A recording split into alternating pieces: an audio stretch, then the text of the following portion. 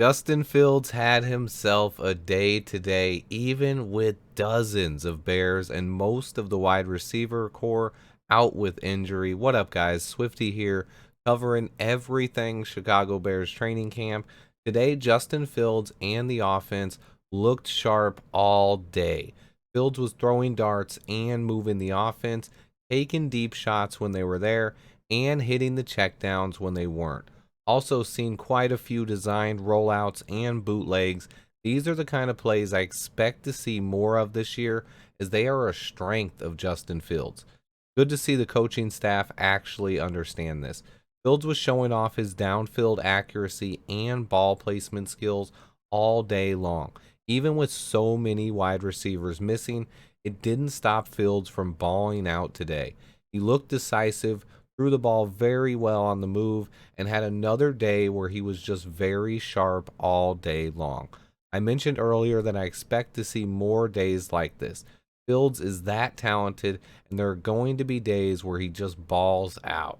Fields hit Daz Newsome with a deep pass down the sideline. Daz made a juggling catch and made some nice plays in 7-on-7 drills as well. Equanimous St. Brown continues making plays. He had a few more nice catches today. He continues looking solid and making plays. However, the star at wide receiver today was undrafted rookie Kevin Shaw. He turned a couple of short catches into big gains by picking up yards after catch and caught a nice deep ball for a touchdown. Isaiah Coulter also made a couple of plays today, including possibly the catch of the day. It was good seeing some receivers step up with so many guys out. Which brings me to the next big takeaway from today's practice: injuries. A lot of guys missed practice today, and I mean a lot. Cornerbacks Kyler Gordon, Duke Shelley, Tavon Young, and Thomas Graham all were out today. At wide receiver, we were missing Velus Jones Jr., Byron Pringle, David Moore, and Dante Pettis. Also, we had our top three tight ends all miss practice today in Cole Kmet, Ryan Griffin, and James O'Shaughnessy. On the O-line, only Lucas Patrick and Julian Davenport were out. A couple other guys missing practice today were linebacker Noah Dawkins, running back David Montgomery, and safety Dane Cruikshank.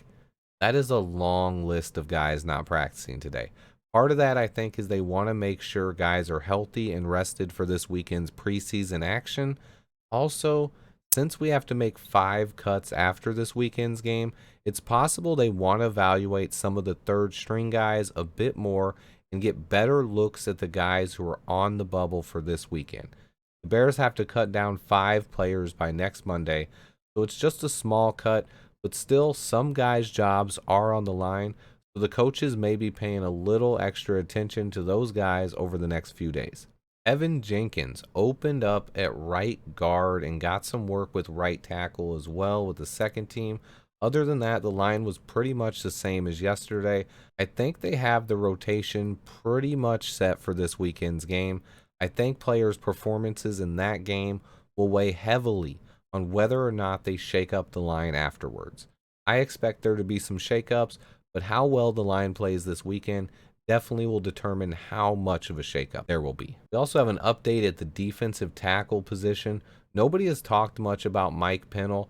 He has been getting most of the second team work behind Kairos Tonga at the nose tackle position. I expect him to be a solid part of the rotation this year. He is very good against the run.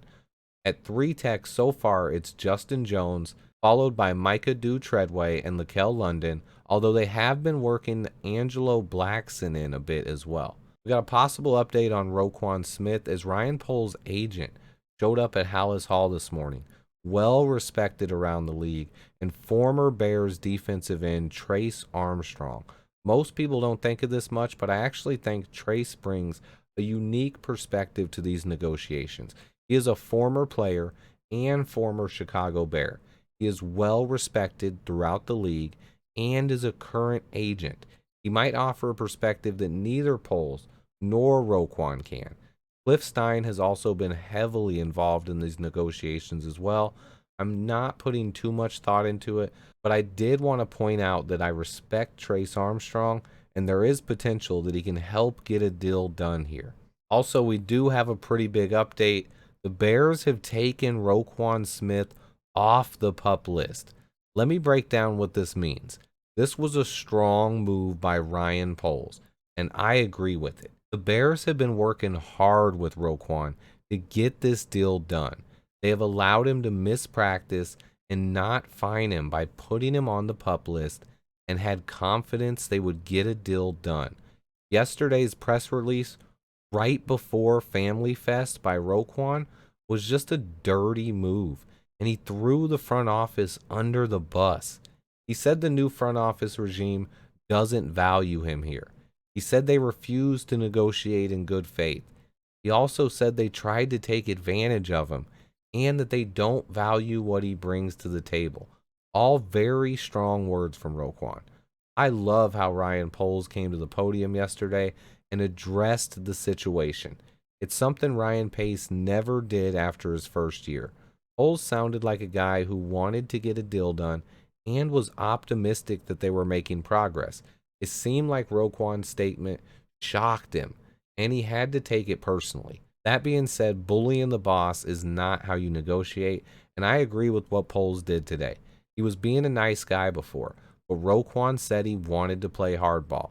Guess what, Roquan?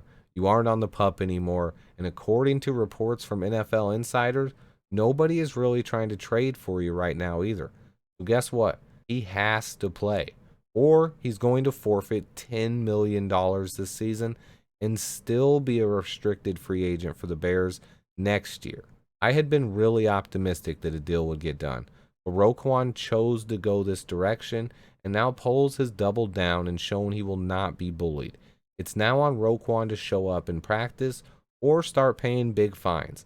He is still under contract for this season for roughly $10 million. The ball is in your court now, Roquan. Don't expect this story to go away quite yet.